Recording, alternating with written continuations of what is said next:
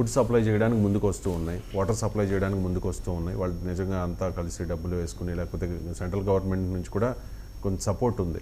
కానీ దానిలో ఎక్కువ మోర్ దాన్ 50% వేస్ట్ అవుతున్నాయి సార్.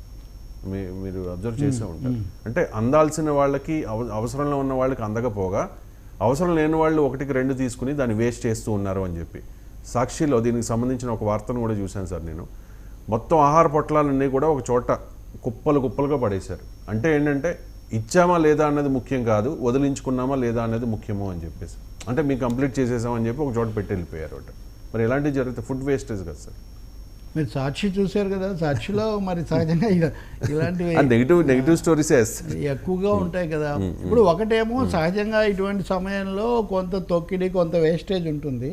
దానికంటే ఇక్కడ ముఖ్యమైన సమస్య ఏంటంటే రాకపోకలకు సంబంధించిన సమస్య ఎదురైంది. సో జాగ్రత్తగా సద్వినియోగం అయ్యేటట్టు, అవసరంలో బాధితులకు చేరేటట్టు చూడాల్సిన బాధ్యత ప్రభుత్వం మీద ఉంది. ఆ పని చెయ్యాలి. ఇప్పుడు భీమవరం చేంబర్ ఆఫ్ కామర్స్ మీరు వేస్తున్నారు కదా చాలా చోట్ల. ఇప్పుడు విజయవాడలో కూడా లారీ వాళ్ళు, లేకపోతే అక్షయ పాత్ర వాళ్ళు చాలామంది ఆ విధమైనవి చేశారు. చేంబర్స్ వాళ్ళు అవి సద్వినియోగం చేయాలంటే ఒకటి వాళ్ళు కొన్ని, ఇప్పుడు ఉదాహరణకు చాలా చోట్ల కమ్యూనిస్ట్ పార్టీలు, ప్రజా సంఘాల కార్యకర్తలు వాళ్ళు ఉంటారు. కొంత సమన్వయం చేసుకోగలిగితే స్థానిక కార్యకర్తలు ఉంటారు కాబట్టి అవి చేర్చే అవకాశం చాలా ఎక్కువగా ఉంటుంది. లేదంటే ఇది అవుతుంది, ఇలా విసిరేస్తూ ఉంటారు, లేకపోతే వెంటబడి తీసుకుపోతారు. రాజరాజేశ్వరిపేటలోనే విజయవాడలో చాలాసార్లు బయలుదేరిన నీళ్లు ఆ చివరి దాకా పోకుండా మధ్యలోనే ఆగిపోయి ఎవరెవరో తీసేసుకోవటం. బిందెలు కూడా అంతే, నీళ్లు పట్టుకున్నారు. నేను విజయవాడలో ఈ పరిస్థితి ఇటీవల కాలంలో ఎప్పుడు లేదు. మరి దీంట్లో కొంచెం ముందస్తు సన్నాహాలు లేకపోవడం అనే విమర్శ ఉంటుంది కదా, వస్తుంది, దాన్ని తీసుకోవాలి. ఇది మ్యాన్ మేడ్ డిజాస్టర్ అని జగన్ అంటూ ఉన్నారు. ఉదయం చాలా రోజులు అయిపోయింది. లేదు సార్, అంటే గవర్నమెంట్ ఏర్పడిన 2.5 నెలలలోనే జరిగిన పెద్ద డిజాస్టర్ ఇది. సో అంటే ఖచ్చితంగా 28వ తారీఖు నాటికే ఈ సమాచారం ఉంది, ముందుగా జాగ్రత్త పడి ఉండొచ్చు, అలాగే బుడమేరు నీళ్ళు వస్తాయి అనేది అలర్ట్ చేస్తుంటే పైన డాబాలో ఉన్న వాళ్ళు ఇళ్ళకి ఇంకో చోటికి సురక్షిత ప్రాంతాలకు వెళ్ళిపోయి ఉండేవాళ్ళు. అంతవరకు నిజమే. అది వీళ్ళ చేతుల్లో ఉందా లేదా అంటే వచ్చిన తర్వాత ఎవరేం చేయలేరు. ఇప్పుడు అందుకనే కదా మొన్న అయితే చాటింపు వేశారు, ఇప్పుడు చాటింపు వేశారు కదా, ఇటువంటిది అప్పుడు కూడా వేస్తుంటే బాగుండేది. అంతవరకే.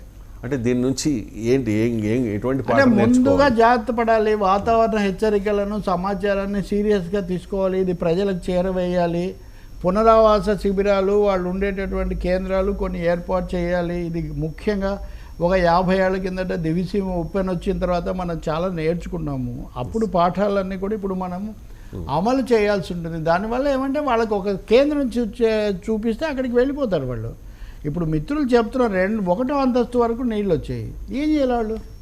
పడవలా రాలేదు, కష్టపడ్డారు. ఇది సందేహం ఏం లేదు. ఇది ఎక్కడో కొండ కోణాల్లో మనం వార్తలు వేస్తుంటాం, విజయవాడలో ఇది జరిగింది. సో వీటన్నిటిని చంద్రబాబు కూడా ఏదో ఒక మేరకు తర్వాత ఆమోదించారు కదా. నిన్న కూడా శివరాజ్ సింగ్ చౌహాన్ మంత్రి వాళ్ళు వచ్చారు, కానీ ఇంతవరకు కేంద్రమే ప్రకటించలేదు నిర్దిష్టంగా.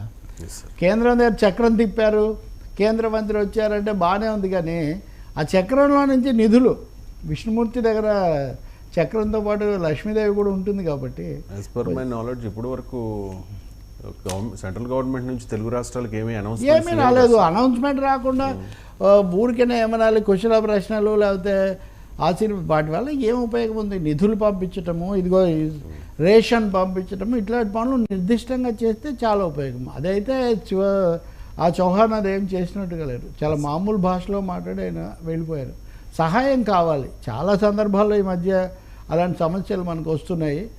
ఇంకా దీనికి తోడు ఇంకా పోలవరము, అమరావతి ఇలాంటి సమస్యలు కూడా చాలా. ఇప్పుడు అమరావతి తీసుకోండి, అమరావతి మునిగిందా లేదా చర్చ కంటే అమరావతి కేంద్రం కాస్త ఘనంగా సహాయం చేస్తుంటే అక్కడ ఇంతకంటే బెటర్గా పెట్టుకునే అవకాశం రాష్ట్రానికి ఉంటుంది కదా. కాబట్టి కేంద్రం నిజంగా ఆదుకోవాలి రాష్ట్రాన్ని. Right sir, thank you so much sir. ఇది వాళ్ళ ఫ్రాంక్లీ విత్ తెలకపల్లి.